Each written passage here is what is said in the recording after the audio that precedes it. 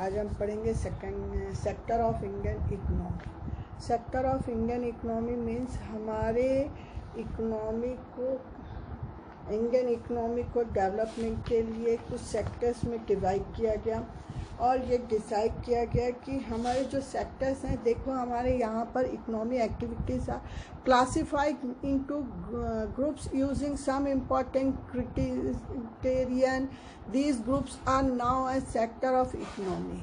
यहाँ पर आप देखेंगे हमने अपने काम को हम आसपास अपने आप को दिखाते भी हैं, हम अपनी बातों से भी लोगों को समझाने की कोशिश करते हैं कि हमारे इकोनॉमी की बात हम कैसे कर रहे हैं। तो आप देखेंगे यहाँ एक पोस्टमैन लेटर दे रहा है। पोस्टमैन नाम सुनते ही हमें ये समझ में आ जाता है कि ये हमारे इकोनॉमी में लेटर देने का काम करता है। जैसे फार्मर्स हैं, ये एग्रीकल्चर वर्क करते हैं, और आपका गोल्ड ये मेसन्स हैं, ये वर्कर्स का अपने घर बनाने का काम वर्क करते हैं।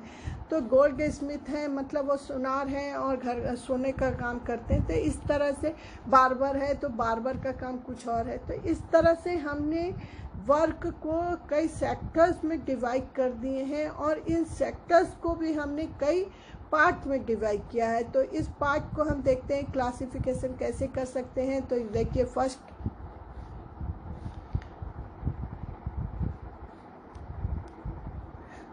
Classification on the basic of nature of activities sector of Indian economy.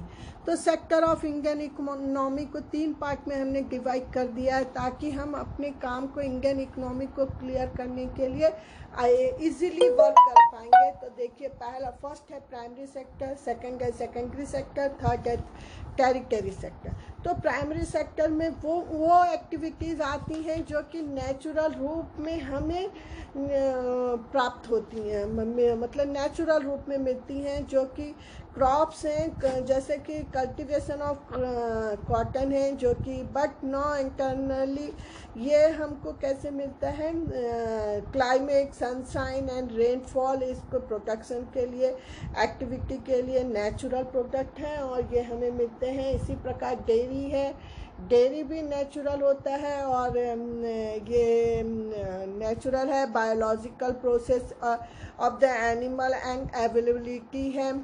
और यहाँ पर ये भी इससे ये फॉडर मतलब इससे हमें क्या मिलता है, जो मिल्क है वो कि हमको नेचुरल प्रोडक्ट है, मतलब वो डायरेक्ट गाय के द्वारा प्रोडक्ट किया हुआ चीज़ है। और जैसे क्रॉप्स हैं वो भी हमको एग्रीकल्चर के द्वारा डायरेक्ट नेचुरल रूप में मिलते हैं।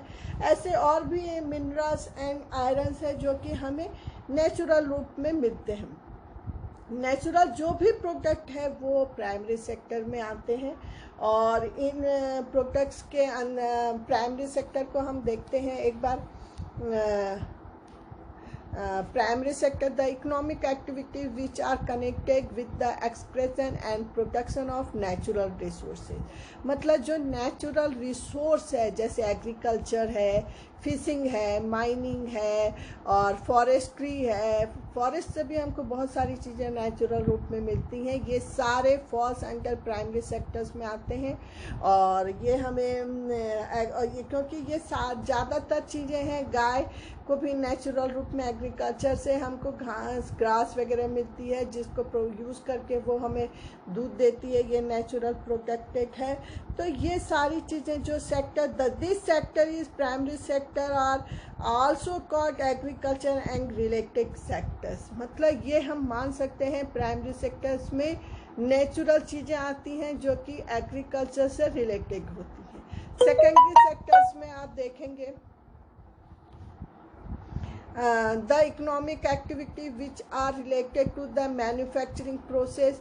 मतलब यहाँ पर इसमें secondary sector covers activity in which natural product are changed into other forms through way of manufacturing that we associate with industrial activities। मतलब यहाँ पर भी जो भी नेचुरल चीज़ है उसको चेंज करके एक नए रूप में प्राइमरी सेक्टर को चेंज करके सेकेंडरी सेक्टर में होते हैं। जैसे कि नेचुरल रूप से हमें जो चीज़ें मिलती हैं नेचुरल रूप से हमें जैसे कॉटन मिला तो हम उससे कॉटन को चेंज करके फाइबर बनाते हैं, जो कि इंडस्ट्री या होम्स में या इंडस्ट्रीज़ में या प्लांट्स में तैयार होते हैं। फॉर एग्जांपल ऐसे ही शुगर केन से हम गुड़ या शुगर बना सकते हैं।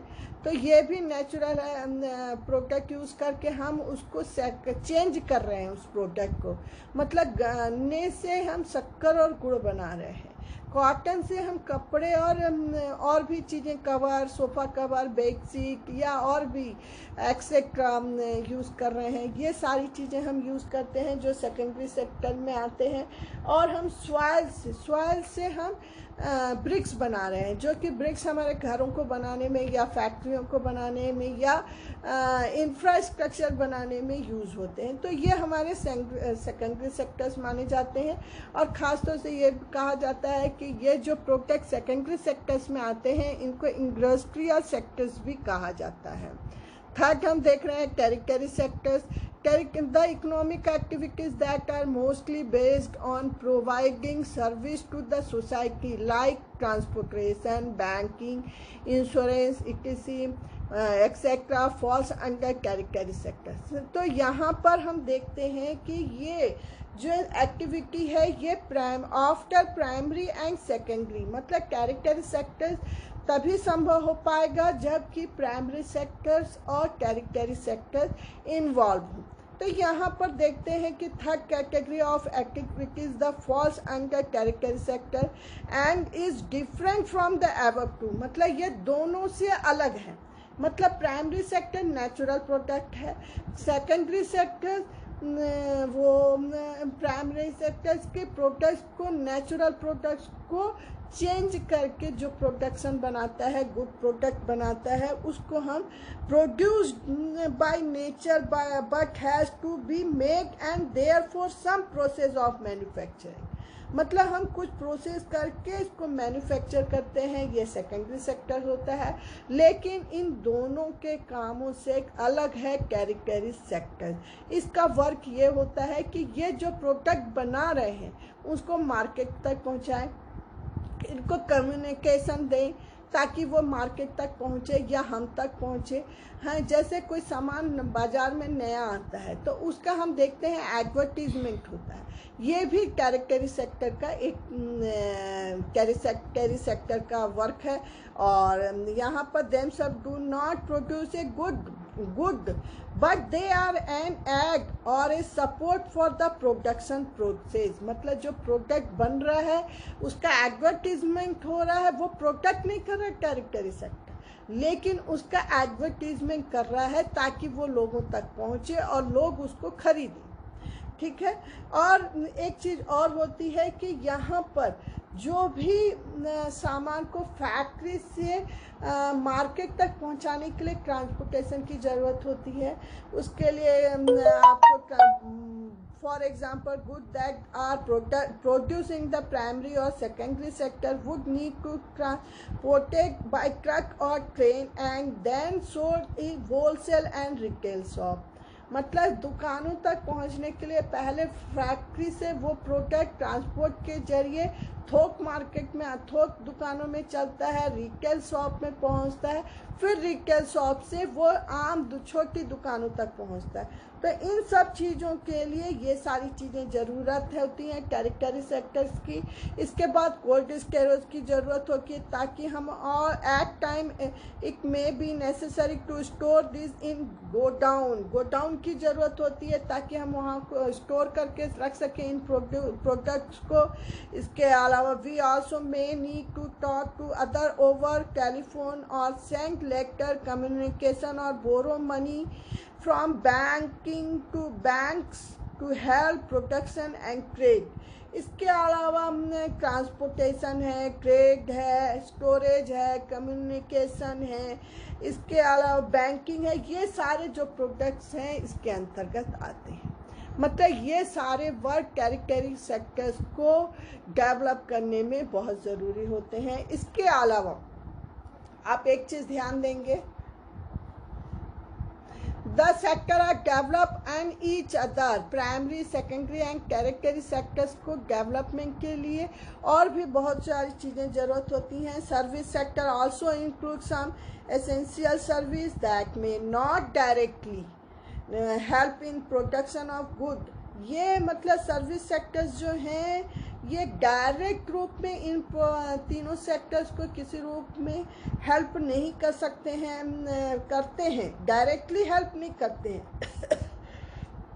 लेकिन example, we require teacher, doctor and those who provided personal service such as washerman, barber, cobbler, lawyer and people to do administrative and accounting work. इसके अलावा ये जो वर्कर्स हैं, टीचर हैं या डॉक्टर्स हैं या कॉबलर हैं या वॉशरमैन हैं या जो भी हैं, ये सारे लोग या एडमिनिस्ट्रेटिव या अकाउंटिंग वर्क करने वाले हैं. ये प्रोडक्शन को नहीं बना रहे हैं, लेकिन इंफॉर्मेशन या मतलब आज की हम डेट में ये सर्विसेज क्या हैं, इन टैरिटरी सेक्टर्स या प्राइमरी सेक्टर्स या सेकेंडरी सेक्टर्स को डेवलप करने में इनका बहुत बड़ा रोल है. और इसके अलावा आज की डेट में आप देखेंगे कि न्यू सर्विसेज रिसेंट टाइम्स में contain new services based on information technology.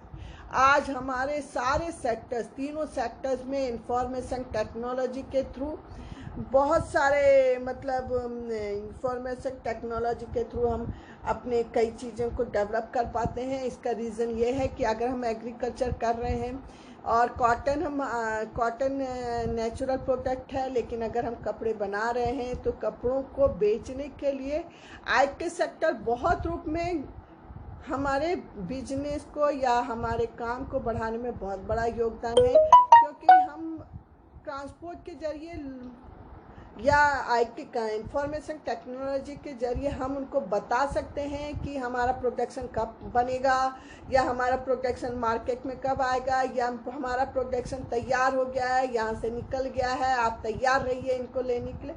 इस तरह से इनको बताने की कोशिश की जाती है. तो ये हुए 3 सेक्टर्स, और 3 सेक्टर्स के बाद हम आ रहे हैं gross domestic product, GDP. Gross domestic product आप देखेंगे कि इनका क्या रोल है. इसके पहले एक चीज़ और है कि तीनों के जो हम इसको बाद में देखेंगे, पहले ये हम देख रहे हैं कि the 3 sectors are development on each other. तीनों सेक्टर्स जो हैं ये काफ़ी एक दूसरे से रिलेटेड हैं. कैसे रिलेटेड हैं ये देखते हैं. हम देखते हैं कि अगर कोई चीज़ हमने प्रोडक्ट बनाया है और कोई मतलब ये डिसाइड करना मुश्किल हो जाता है